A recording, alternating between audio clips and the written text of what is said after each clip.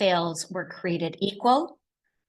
Thank you. We're going to start this again just because of the recording. So welcome, everyone. My name is Shirley. I'm SWAN Senior Advisor, and those tunes were played by none other than DJ Amir Khan.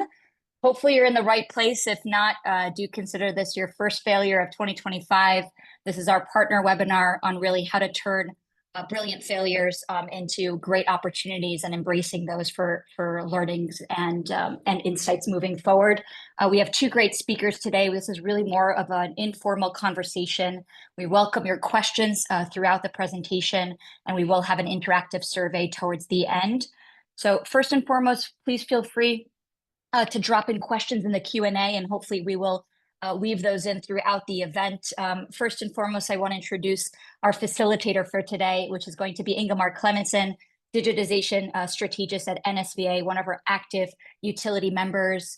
A little bit of Ingemar, and then I'll hand it over to you to kind of carry out this conversation with Polly Skay and our partners at the Institute of Brilliant Failures. But Ingemar serves as the Director of Digital Transformation at NSVA. They deliver drinking water, sewage collection and treatment, and stormwater management across 8 municipalities throughout Sweden. He oversees digital implementations, data management, and strategic initiatives to help their trajectory over the next decade and beyond. And even with that background, he seems to have some spare time. So he dedicates himself and serves on SWAN's Utility Advisory Group and also contributes to Sweden Water Research. So with that, Ingemar, I'm going to hand things over to you. Thank you. Can you hear me, Shirley? No.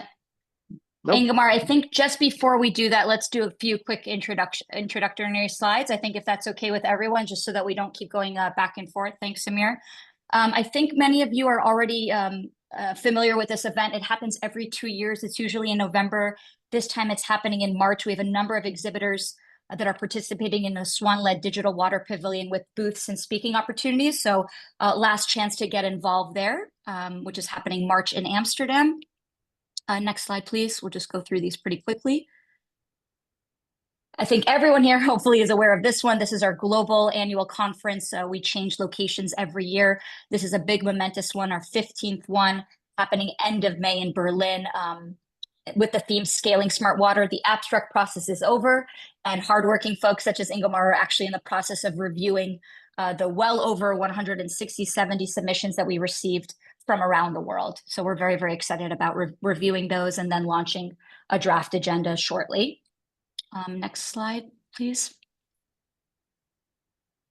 I think that is it for now. Ingemar, over to you. Thank you. Yeah, that doesn't look like an official SWAN slide, does it? No. My name is Ingemar Clemenson, as Shirley stated, and as she also said, I work as a digitalization strategist at NSVA. We are a water utility located in the south of Sweden, and this picture is me at my bachelor party in 2011. It was a very fun day where nothing seemed to could go wrong, and there seems to be no possibilities of failure. And Amir, if you click the first picture slide. This is the same event 1.5 hours later. You can click forward more pictures, and this is another 30 minutes later, and the next picture is also later from the day. And that was a rain event that had a return period of 1,000 years. And one might think that this would have been a failure for a bachelor party and for a general occasion that is set to take place outdoor. But I'll give you a few reasons to why we embraced this fully. Number one, the bars were still open and they had high bar stools. Number two, no one could go home early, or at least no one could go home at all until the day after. Number three, as a hydraulic engineer working with climate adaptation, I have image materials that I can use for countless presentations. And number four, and this one is the most important, of course, the city of Copenhagen, where this occurred, is today one of the most climate change adapted cities in the world, with strong action plans for flood mitigation and infrastructure adaptation.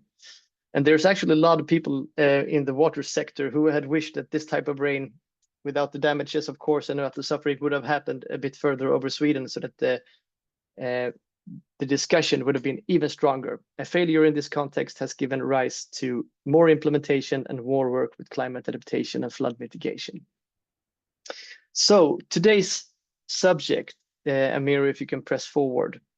Whilst I try to orient myself for today's presentation, I of course visited the website of the Brilliant Institute of Failures.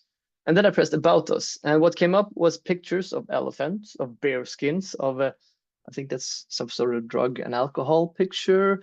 And it didn't make that much sense to me whilst looking at it initially. So I did the thing that people in this modern era do. I went online and asked for help.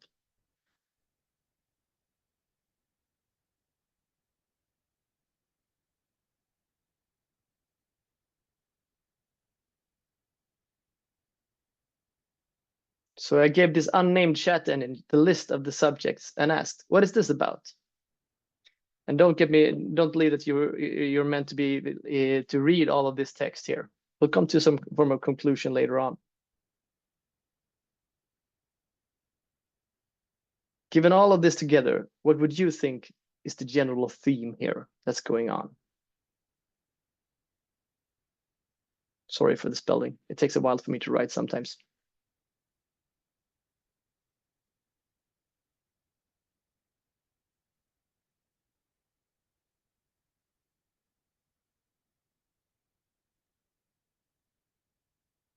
But the answers were at least plentiful.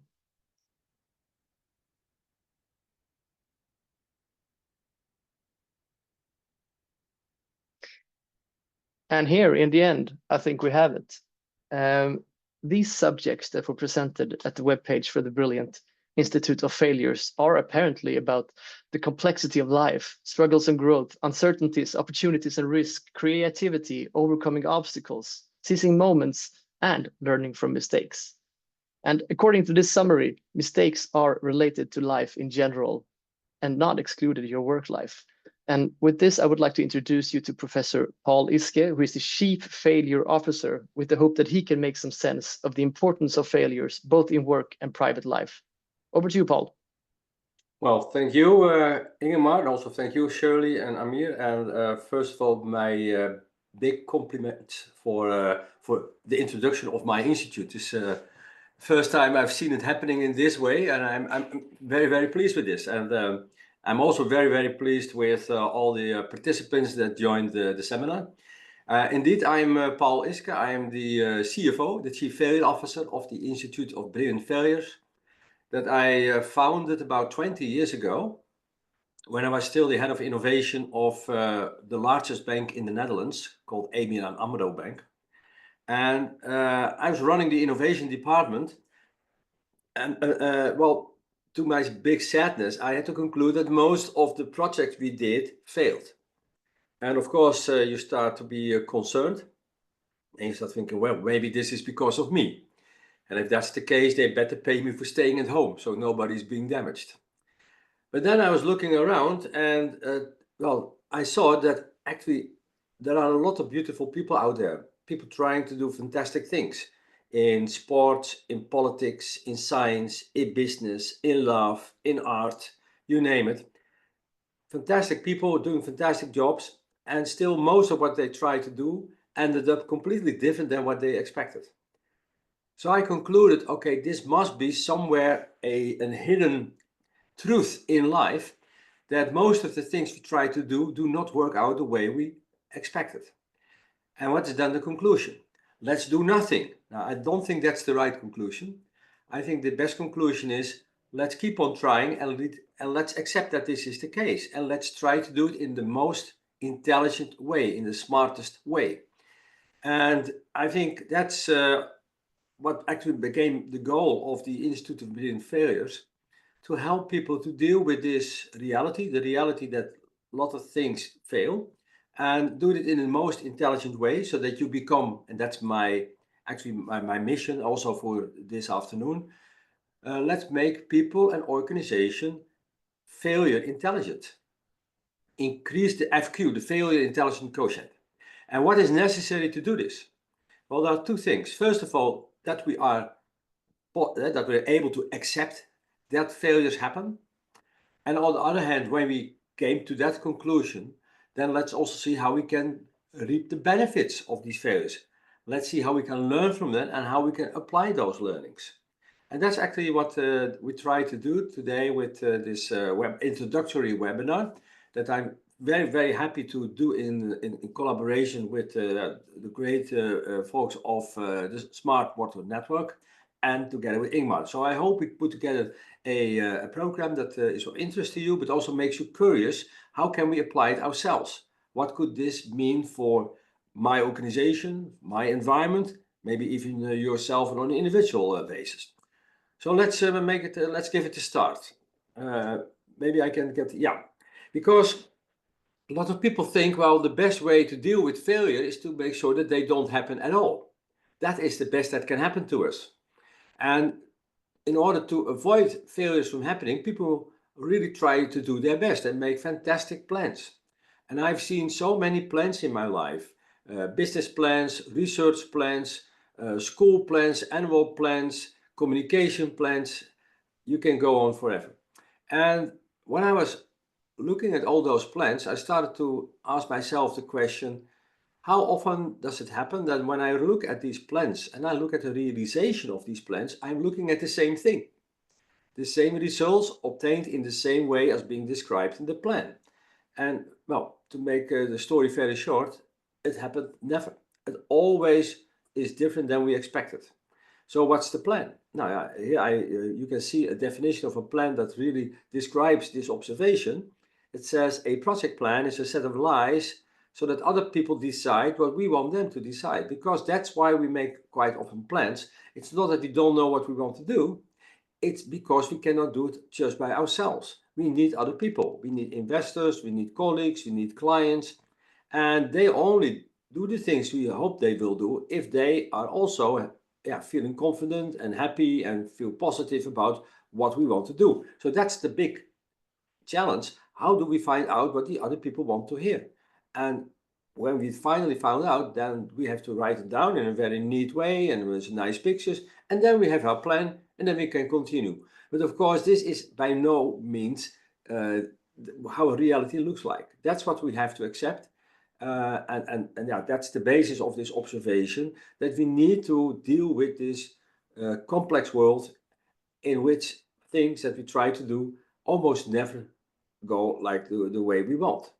So maybe we can go to the next slide. And especially when you look at introduction of new ideas, the innovations, what we often see is that in the beginning everything looks very nice. We do tests, we do pilots, experiments, prototypes, and very often these things are successful, which is not a surprise, because we created the right circumstances, the right conditions. You have a little bit budget to play with, you can spend some hours, but you should try it first with them because they are very positive. But that's of course not a guarantee that if you implement these great ideas and these findings and this new technology in the real world, that you will have the same positive receiving, absorbing environment.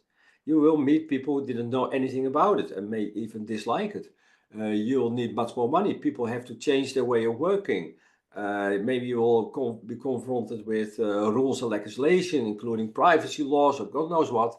And then what I see is that in that phase, this implementation phase, sometimes people refer to roll out, like you're talking about a carpet that you roll out.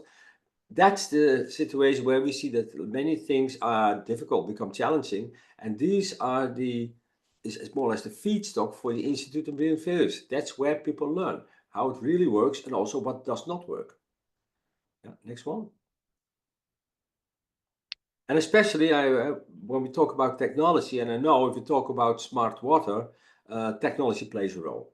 And this can be various forms of technology. We can have new equipment, we can IT, we can have water technology, whatever. But what I see is that when you apply new technology in an old organization, the result is an expensive old organization. I've seen so many projects aiming to introduce new technology struggling because they've invested so much in the technology as such, but too little in what we call social innovation. How do we address these challenges for the processes, for the people, for the organization, so that they can benefit from all these possibilities that this new technology can offer? So this is my first warning, and also when we are going to discuss why things are so difficult, one of the reasons is that we focus too much on the technology and too little on what it means in the organization, what it means in society. And if you look at these words that these concepts that Ingemar introduced, this SWAN and this diver of Acapulco and all these things that you saw on his first slide, they are properties more or less of complex worlds, and where we try to change things with multi-stakeholders, with new technologies, with economy, with the challenges that are imposed on us because of climate change, biodiversity, clean water. All these things together make up a very complex system that we want to change, and where we see the challenges, the resistance in the system, and that's what we try to categorize to better understand why things might fail and what we can do to make the project a success or to mitigate the damage. And I very much like the story of Ingemar with his bachelor party. Sometimes things happen, but if you are flexible, if you're agile, if you're creative, then you are in a better position to deal with the situation, whatever it is, and take out of it what's in it, even if it was not what you intended to do. You did not intend to stay there for the whole night, but at the end of the day, it turns out if you're flexible enough and you make best use of the available resources and you use some of the learnings you use of how people act and what is possible and what's not possible, then at the end of the day, you can still have a very nice bachelor party. Even better, it's an extended bachelor party. Yeah, it was a fantastic organization I had with me there, Paul. It was a very positive, forward-looking, looking for opportunities, and that's what you see. What make actually at the end the success. It doesn't mean that at the end of the day everything is a success, but what it does mean is that you can learn a lot, and now you could now apply the learnings right away, and sometimes you can apply the learnings in a later event where you plan a new type of party. And these learnings are so important because in a world that's changing so fast, we have to learn how to deal with new situations every time again. And the faster the world changes, the faster we have to learn, which means that there is no place for knowledge to be lost. And how do we learn? We learn when we see new things. If you look at AI, intelligence, what does it mean? We look at patterns, pattern recognition, and then we know what to do. If you, that's the basis of intelligence is recognizing patterns and see what is the conclusion, what's the advice, what is the thing you need to do. But recognition suggests that one day you cognized it, you learned it. So learning means seeing new patterns, seeing new things. When do you see new things? Not when everything is exactly going the way you expected, which is fine. I'm also not, it doesn't mean that every second in my life I want to see something new or things that don't work. Don't misunderstand me. But if it does change, if it is different from what I expected, that is an opportunity to see, hey, I see something new. What can I conclude for this? How could I react to this? How could I prevent this from happening in the next time? That is the learning opportunity. So there is a direct link, a very strong link between learning and failure. And that is what you see on the next slide. That is actually the Paul, real... sorry, I come to you. I just want to finish this sentence. Definitely. I saw your hand. And so the direct link between failure and learning is the word itself, the term itself. Fail stands for first attempt in learning. If things fail, you have an opportunity to learn. Back to you, Ingmar. So sorry for the introduction, but there was such a great question from Tom in the audience that I think is relevant as well. That states, if your old organization likes its old technology, where does the change start? Yeah, that's a great one. Actually, that's one of the failure patterns. So thank you for that question. Yes, sometimes people really enjoy being in what we call their canyon, which means that there is, how rivers work. They flow to the ocean for many, many years, and they carve out a path, and the path becomes deeper and deeper and deeper, and in certain situations you end up in a very beautiful canyon.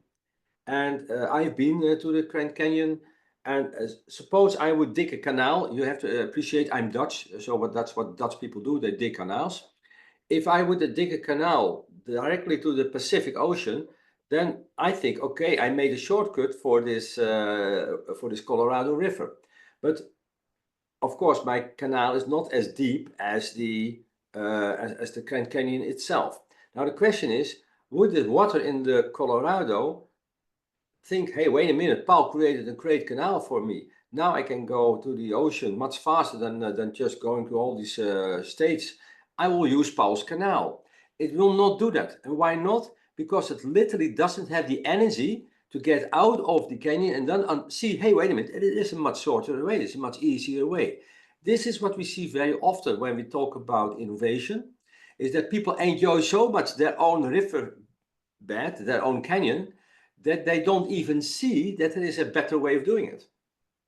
And we call this failure pattern a canyon. So yes, you're right. The person who asked this question is absolutely right and asked a very important question. Sometimes we have to show people that it can be that there are better ways of doing things, and every now and then we even have to force organizations, people, at least to have a look and understand that what they do, that there might be an alternative for that. And and you see this very often when you look at indeed the introduction of new technology. Sometimes some people benefit from the fact that money is spent on the technology, and whether there is the maximum impact is not always of their interest. And that's that's a difficult conclusion to draw, but it is the reality. Thanks for pointing this question to me, Ingmar. The point here is this seminar is not intending to stimulate you to make as many failures as possible. Absolutely not. Because we all know if something fails, it can take your time, your money, your project, your job, your company, your health, your relationship. I've seen all of that, and I've caused all of that. So yes, there is a cost of failure. But the point is, I can stimulate you to fail or not, but it will happen anyway. So the big question of today is, how do we deal with the fact that things fail? And the best way you can do is accept that it happens and try to understand why it happens and what you can do to limit the impact and to prevent it from happening again for you or for somebody else. And another point we want to make is things fail sometimes for underlying universal reasons. That's what we call the archetypes of failure. And one of them we just discussed, that is this canyon. And now the idea is, what we are here together trying to achieve is, how do we maximize this value of failure? And this value of failure is especially relevant when we talk not just about silly mistakes, but when we talk about brilliant failures. A failure that happens when you try to do something that has value. And I think if you talk about this area, the area of managing water, clean water, availability of water, whatever, prevent water from being a place that you don't want it. People try to do things that make sense, that have value. And I'm pretty much convinced that all of you who are active in this sector try to do something very good. What I'm also convinced of is that not everything that you do will work. So that is the point. Then you enter the area, the space of brilliant failures. Fantastic people doing very beautiful things, important things, work hard, and still don't always get what they want. And if that's happening, then you have a brilliant failure, because you had the right vision, you were inspired, you look at the risk, you didn't take too much risk, but you did take some risk, otherwise we don't do anything at all. You had the right approach, you worked together, you prepared, you made use of knowledge that was available, and you learned. And if you score on all these 5, which make up this viral formula, there is nothing wrong with you or your project. It is fantastic. It's a step forward, even when the result is not there. It is about beautiful people trying important things, work hard, learn a lot, and share those learnings. And that is what we try to support.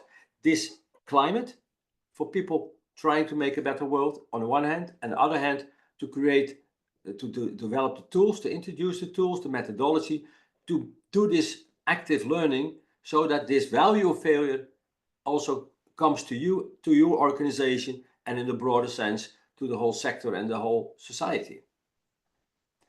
That's why brilliant failures are so important.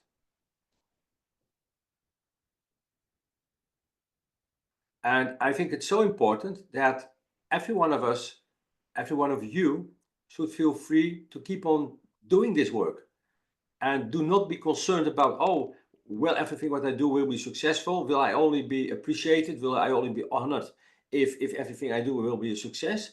Or can you rely on the fact that people understand what you do, how important it is, how hard you work, how much you learned, and that's what you are being recognized and being rewarded for. That is the universal human right I want you to experience, and I also want you to broadcast to the people around you. We and you have the right to work on things that are important, to see how it happens, how it worked out, how you can learn from it and share those learnings and feel appreciated, feel recognized. That, I think, will bring us further, and it requires this is important for two reasons. First, we need people who do things, try things, because it is important. That's one that we need. And the other thing that we need is people can speak freely about how it really went. Not just only the success stories. No, we want to know what the real story is and what we can take away from this real story, not from this made up story. As a good example, and that's also an introduction of one of these failure patterns, you see here a bridge in Honduras. Honduras has been hit by a hurricane, Mitch, in 1998. And because of the hurricane, the whole delta was flooded. And when the water finally retracted, it turned out that the riverbed moved 400 meters, which made this bridge pretty useless. But this is happening to us all the time. It happens to me as well. I have 3 children. They have an argument. I solve it, then they have an argument with me. Like this bridge, the problem moved.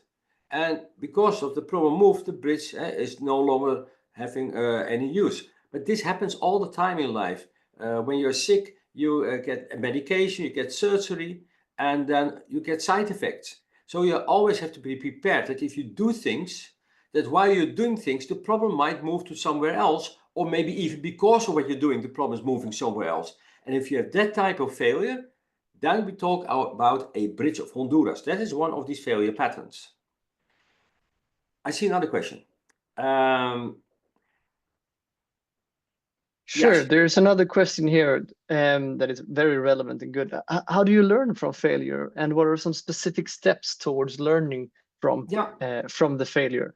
And I had an own thought on the subject where you showed the formula, which I'm always happy to see since I'm an engineer. Is it a good thing to prepare for failure when you start a project? What happens if we fail? What are the consequences, and how do we mitigate that? Yeah, no, this is actually the heart of this discussion is if we talk about learning, I mentioned that means that you can see the patterns in failure. And preferably, ideally, you see these patterns before you even start. We call this forward failing. Forward failing means that you pretend that you started, it failed, you try to understand why it failed, you learn from it, and then you really start. This is a very attractive way of failing because nothing happened.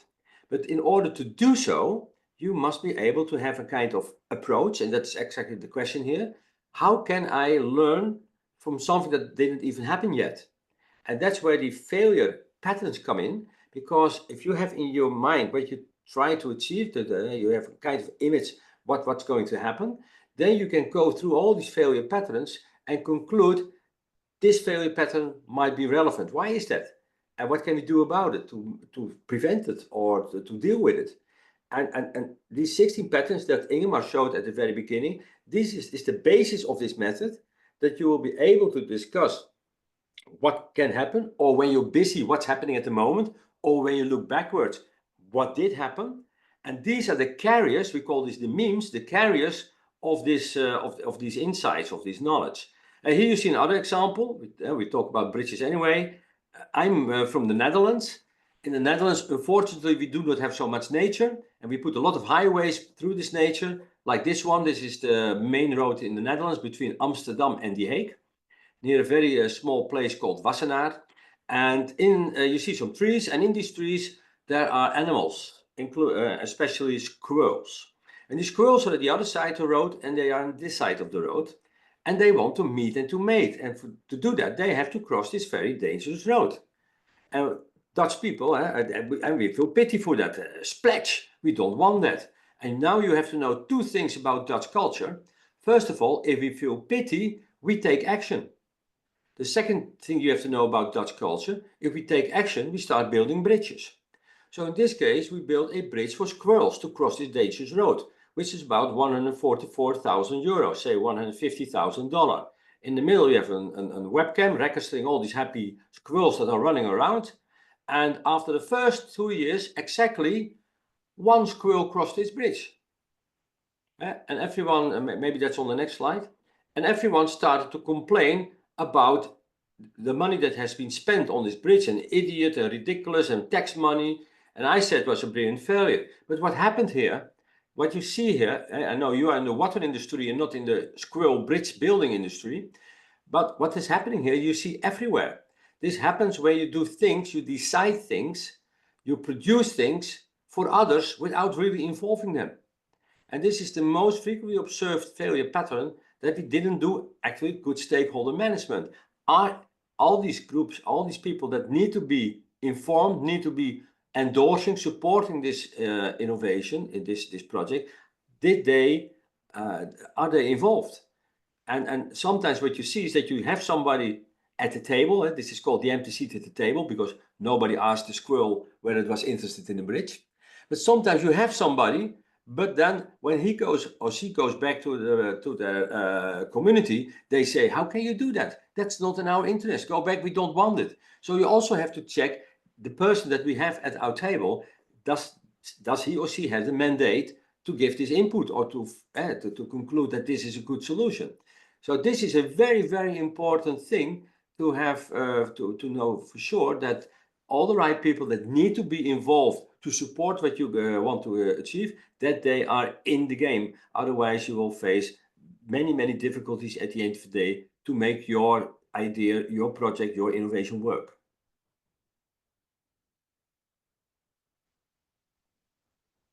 So here you see these 16 failure patterns that Ingemar already showed in the beginning.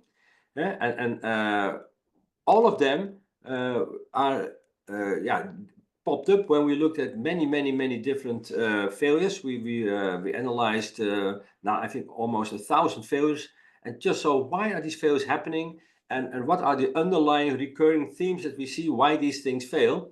And we try to give them kind of metaphoric names, so that it is positive, it is positively framed, it is general, so that people do not think that we pick certain topics or certain environments. No, this is very universal, and probably you also recognize some of them. For instance, if you look at the junk is about people who stick too long to the project, even when they know it will fail. And then I ask questions, yeah, but why did you stick so long to the project? Why are you still working on it? Yeah, we still have budget, that type of things. Yeah, we already spent so much time on it. And that's a reason next time to, when you start something or when you are busy doing something, what will be the signals that tell us we should now consider or reconsider whether we would like to continue or not. And that's, if you do these type of things, you will avoid avoidable failures. And that's actually what the best you can achieve. Of course, things will fail anyway, but what we want to get rid of are the unnecessary failures, of course. Ingmar, I see your hand. Is that correct? No. Yes, so, I'm here. Sorry, I have an example of a failure that I would like to be able to see if you can help me classify. So. My introduction to the water section was also sort of a slight failure. I studied engineering, and I studied system dynamics, and I went to a work student fair, and I talked to a person who was head of a group working. And I said, I specialized in building models. And he said, great, come to the interview tomorrow. But he actually misunderstood me. He thought I was building CAD models or pipe drawing and stuff like that, which was not what I had been doing at all. So my whole start in the water sector was kind of a failure of going to the wrong interview / them calling the wrong person. What type of failure would you classify that as? A couple of things. Well, first of all, at the end of the day, it has a kind of result that you did not expect and you were not looking for. No. And but it happened because, well, first of all, it failed. On the other hand, because you were open and possibly also your discussion partner for finding then new a solution to another problem that they might have and not the ones that you had in mind or that he had in mind. And that's typically what we call a post-it. A post-it is about serendipity. Serendipity is the skill to find something important by coincidence. Actually, you're looking for one thing, but you got another thing. And you see this in many places, especially in science, the discovery of penicillin or radioactivity, the Röntgen technique, but also you see it in Viagra. Viagra was originally meant to be a drug for heart failure, angina pectoris, but then in the clinical trials it turned out to have a side effect with half of the population, very much appreciated by the other half. And another example is 3M that wanted to develop a very strong glue, ended up with a very weak glue. And so they thought, okay, this is useless until the moment that somebody was singing and had a songbook, and the bookmark fell out. And he said, this is annoying. Why does this bookmark not stay in my book? But yeah, if I glue it or when I staple it, I cannot remove it anymore. And then somebody said, hey, wait a minute, but we had this silly glue that didn't glue that well. And that's actually the way they discovered Post-it. So that's why this failure pattern is called Post-it. Wow. And the last thing that is, it is also when you had expectations and your discussion partner had expectations, and that means that somehow you believe that he was having the same thoughts that you had, and he had the ideas that you were exactly kind of copy of his brain. And that's what you see also in other brain hemisphere. When people talk together, when people work together, you have to appreciate that people might be different and have different points of view, different mental models. And so never expect that people will exactly do what you expect them to do, that they will like what you think they will like. For that people are too complex. So I think I see here a combination of the other brain hemisphere on the one hand and the Post-it on the other hand. Would it be correct of me to assume that if you know a bit or two about these categories, you can more easily turn a failure into a brilliant failure? Yeah, that's a good one. Because if you, you're so right, Ingemar, here. The point is, if you are taking into account these failure patterns, at least you will avoid unnecessary failures. I mean, I sound very positive, and failure is great. Now, not when it is stupid. And so if you could easily avoid those, then it's not so brilliant. But if you, because of dealing with these insights and you apply the insights and still things don't work, then you can be pretty much convinced that this will be a brilliant failure. And you have new learnings. I mean, if you learn every time the same thing, yeah, it becomes less and less brilliant, of course. But if you learn every time a new thing, that is what we want.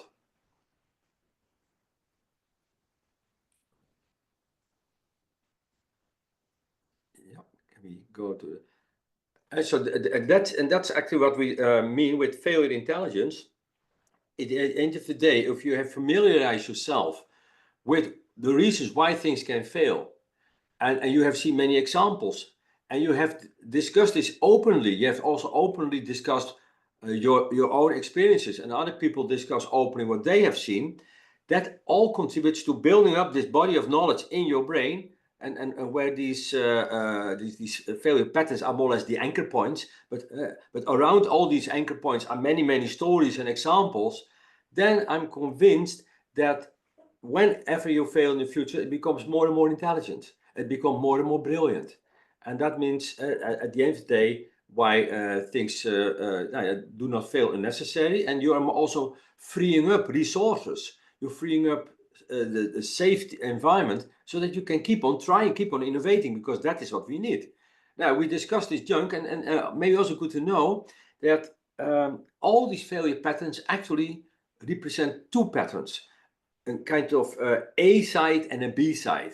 The antagonist and the protagonist in terms of movies. So you can stop too late. You can keep on doing things even when it is useless. But on the other hand, you can also stop too early, and then you miss opportunities. And to find the right moment to stop is extremely difficult. And I think it might be even impossible. But it might be possible to become more and more precise, finding the right moment. And the skill to build up this ability to know when to stop is based on listening to stories, to think about it, to talk about it, and then find also for yourself and for your project the right questions to ask, the right signals to observe, to stop at the right time. And that is actually what the junk is trying to achieve, that you are discussing and thinking about that very important moment when to stop things. Let me see, I see another question, I think. Can you touch on trust and impact on failure? Yeah. But when we talked about this fundamental universal right to try and to fail, that's what we talk about here as well. Because what I just said is we become more and more intelligent if we know the full story, if people are open to tell the story and other people are open to listen to the story and see all the details that are related to these failure patterns, then this process can work. But it does require that we feel the trust to do so. Trust in two ways. First of all, I want to know that I feel I have to trust, so that when I tell things how they really went, that I will not be punished later on because I taught something that didn't work. On the other hand, people should trust me that if I tell my story, that this is a true story, that I didn't leave out things.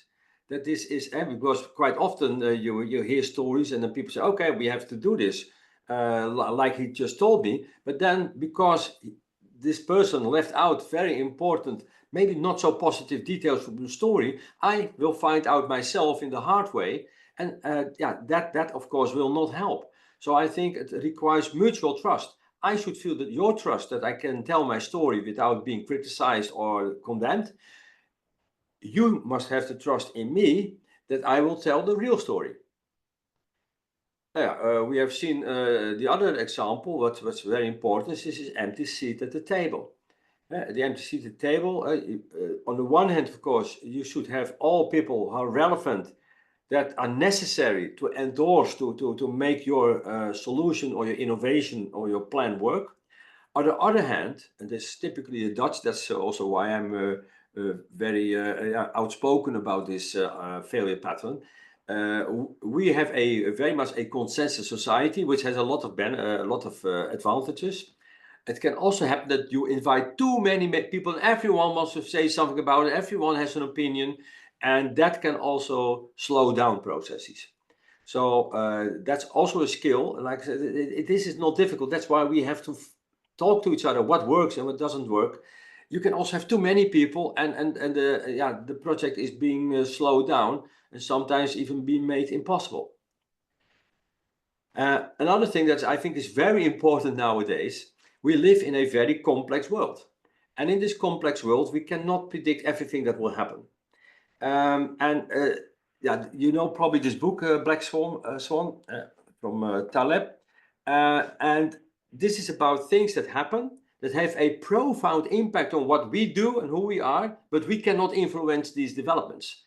Think about the financial crisis, think about COVID-19, think about the election of Donald Trump, Ukraine, whatever. And you may say, but Paul, if we cannot do anything about it, then what's the point here? Well, we cannot do anything about it, but we can we can prepare ourselves from, in general, that things might have impact on us. I give you one example. in the Netherlands, our parliament is being renovated. It's a very historic building complex. And they said, no, yeah, it becomes unsafe and not suitable anymore for the purposes of a government. So we're going to renovate it. And the costs were expected to about 300 to 400 million euro, say $500 million. And at the end of the day, this the current state is it is more than 1.5 billion. And then people start, hey, what's happening here?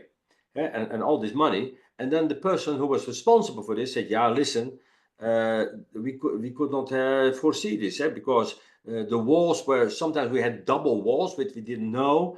The basement was flooded because there is a pond next door and that leaked into the basement. Yeah, we didn't know that. And then I sent a message to him, said, listen, I do understand that you did not know this, but what you could have known, that if you do a complex project like this, you will see things that you could not foresee. And there was nowhere in your plan to be seen that you were prepared for things that you did not know. That is my point of criticism here. So you can go bankrupt with your restaurant because COVID-19 happened and nobody could foresee that COVID-19 would happen.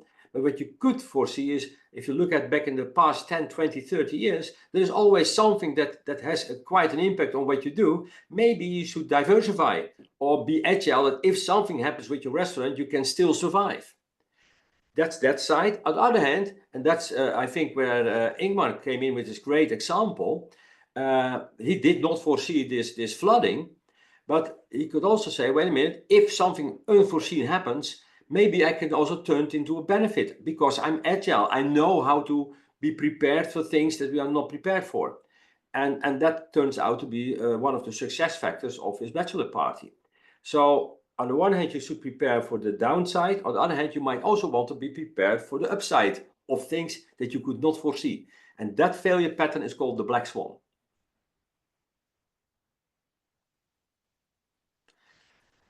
We also I'm also publisher of a journal, the Journal of Brilliant Failures.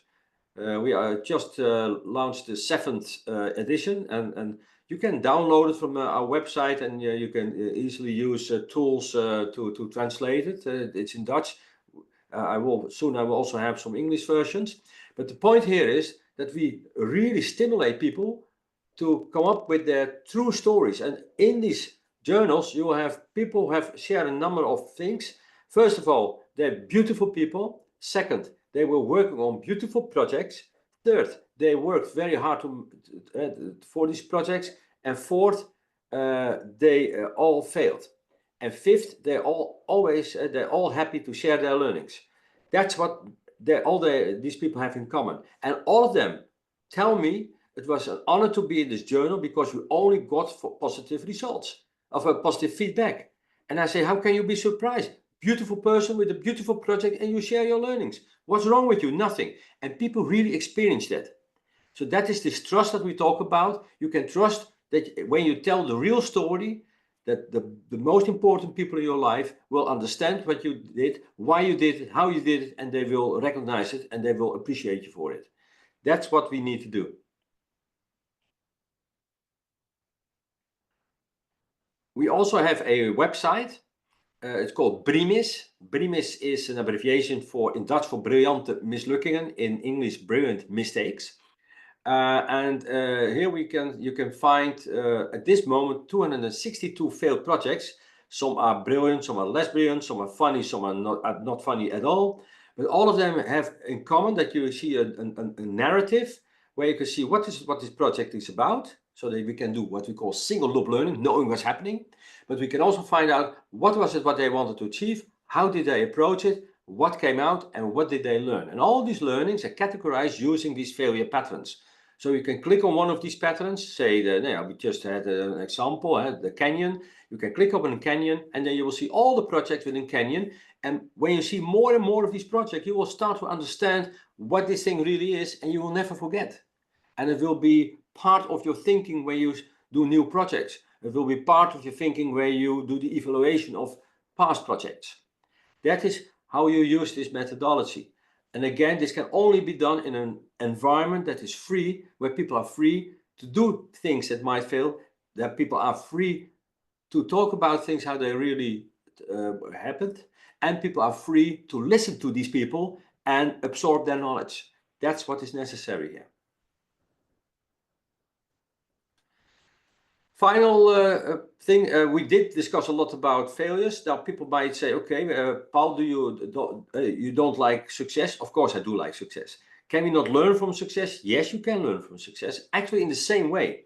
Because why did we learn from a failure? Because we looked at these situations of truth where things failed because of these underlying reasons that we described with these failure patterns. And that's the knowledge we can build up and the knowledge we can transfer. Why did it fail on these particular moments?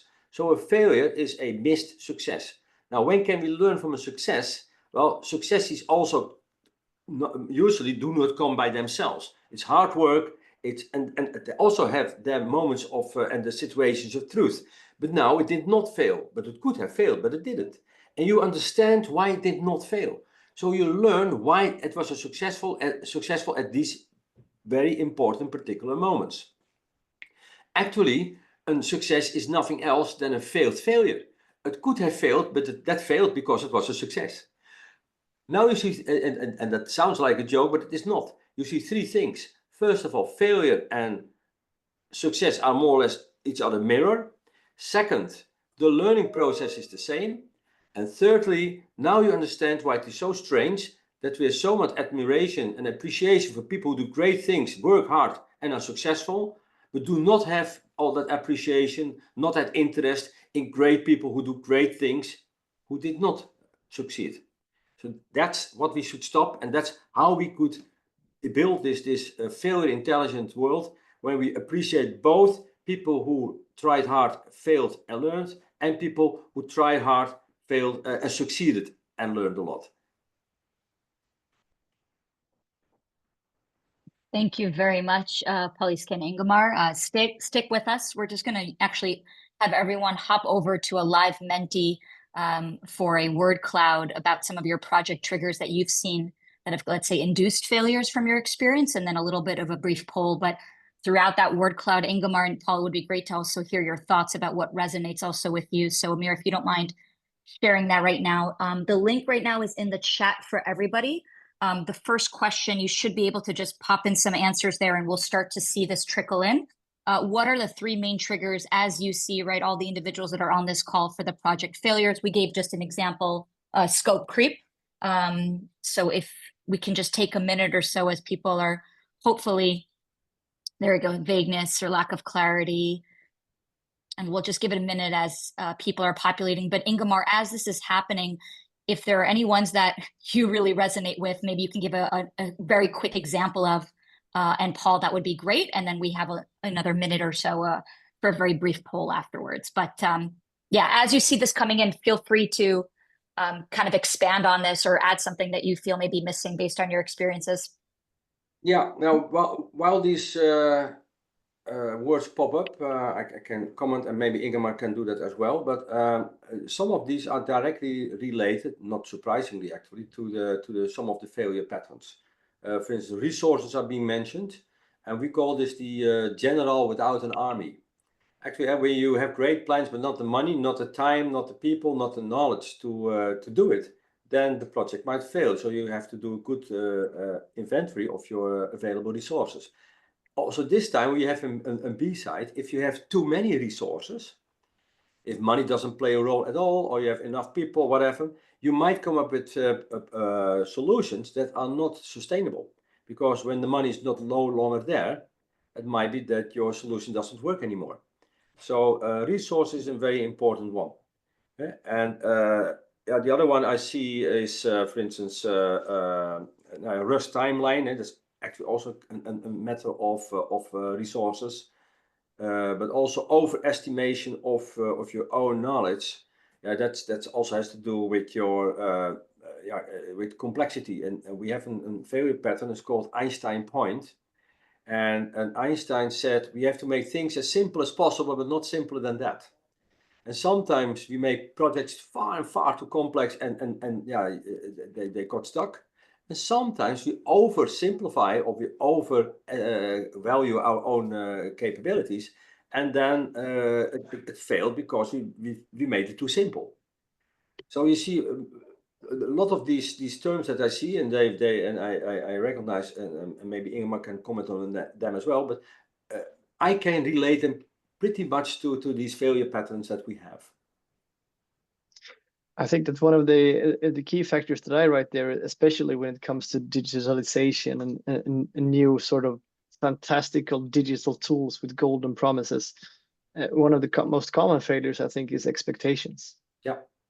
And I think that's related to a question that came into the end there that said if there's any concrete tips and suggestions on how to communicate failure or unexpected project outcomes to management. And I think that's the same with expectation. How do you work with the communication of failure to turn it into something positive? Yeah, you're right, Ingmar, and it's also somewhat related to the remark I made in the very beginning about what is a plan. And plan is a set of lies to make other people decide what we want them to decide. And sometimes it's also the management that has to look at themselves, that they want people actually to make unrealistic promises. Otherwise, they don't get what they want or what they need. And that's in that way. That's also why I promote so much that we are open and that we also talk about where our uncertainties are or how complex the problem is, so that we can manage the expectation. Because unmanaged expectation, and that's very clear also from the feedback in the Mentimeter, that's a very bad thing that can happen, because people will not be recognized for their work. Results that did come out are also not appreciated. People only look at what they didn't get, and that's very bad for new project, for innovation in general. Yeah, and just kind of handing over to the next question. Thanks, Samir, for sharing the slide. Is you brought it up a little bit, Paul, in terms of you on an individual level and also on an organizational level, being able to dive deeper what you can do on an expectation level and a communication level, right? Then not my job, is it not my individual job? And then what is the group or organization responsibility to carry out also projects? So this is related as well, just to kind of help us shape future programming. This is a little bit of a teaser event. So the question is, would you be interested in more of an in-depth workshop, whether that's virtual or in person, about really creating or fostering a climate for accepting and learning the brilliant failures? So I guess this event was not a failure because all of you so far have said yes, so there's no pressure here. But I'm excited to see that. So if you did click yes and are interested in really helping to curate that together with us and our partners, please feel free to email us. And then the last question for today, and then we'll sum up final thoughts, Ingemar and Paul, is would your organization be interested in further unpacking it? So you might be on an individual, but do you think your organization can also provide that buy-in and support for that type of workshop? So that might be a harder question for you to answer, but let's see. We'll just give it 10 more seconds, and then thank you all for participating in this Menti session. And then Ingemar and Paul, if you don't mind, just a quick takeaway from this event or failures as we've kicked off 2025. But thank you again, everyone, for participating. We will share that specific Menti link in case you didn't get to it, and also share the results with everyone and the slides after this call. But Ingemar, Paul, thank you again. Any final thoughts to close out this event?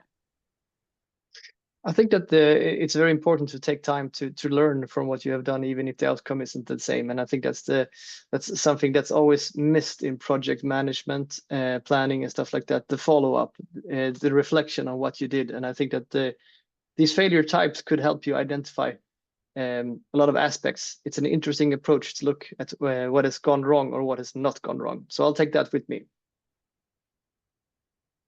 Yeah, I share most of my views, of course. But the final message is, whatever you do, trust that when things fail, it was a brilliant failure. And also look at the mirror and tell yourself, this was a brilliant failure, and nobody else is going to tell me something else.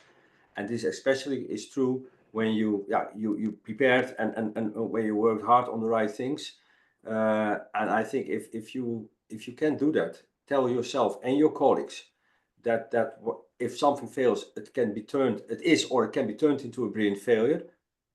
the barrier to start something new will be lower. And that's what we need, because we need people to move, we need innovation, we need people like you to make a better world, to make a better water world. So tell yourself, if we fail brilliantly, we can. I give myself and I give my colleagues a big applause.